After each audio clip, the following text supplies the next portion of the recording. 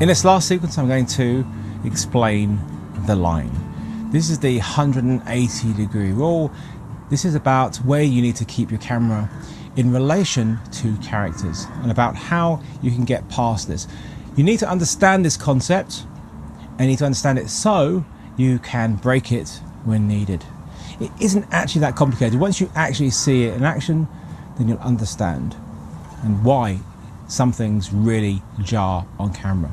So we have Claudia and we have my mum who are drinking Prosecco. You need to top up. Yeah. But do leave some for when we actually film. I've got other bottles.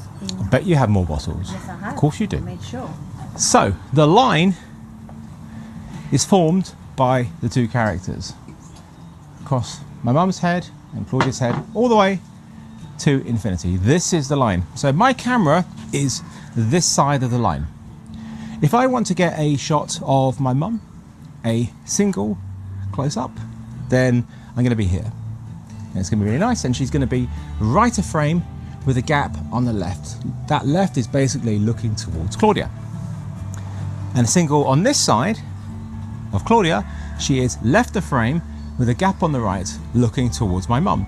So when you intercut the two together, it's really natural.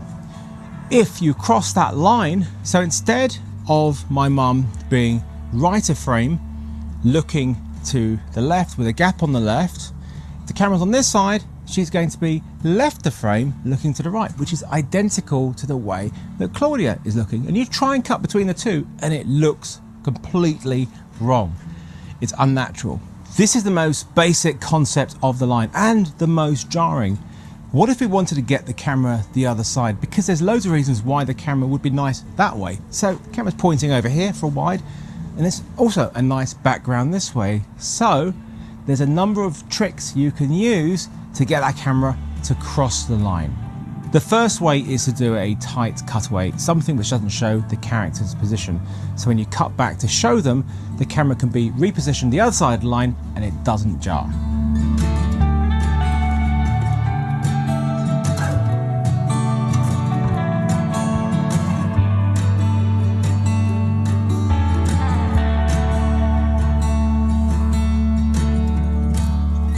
The second way is for your camera to actually move during a shot.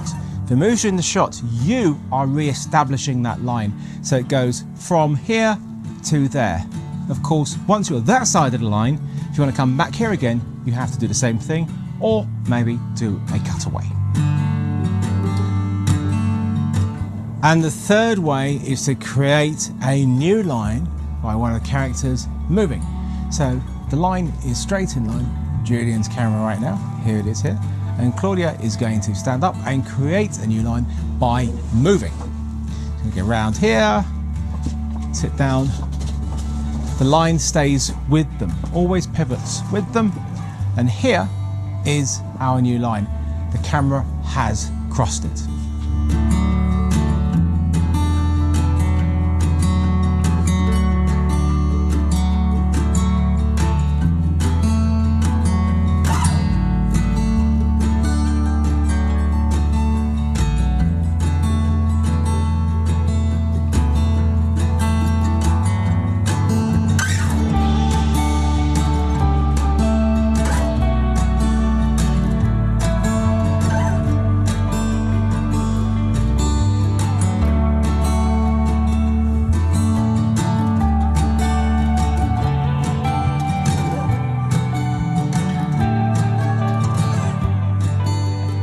So that's it for this episode. Really important information about your composition, about lenses, and about how to move your camera.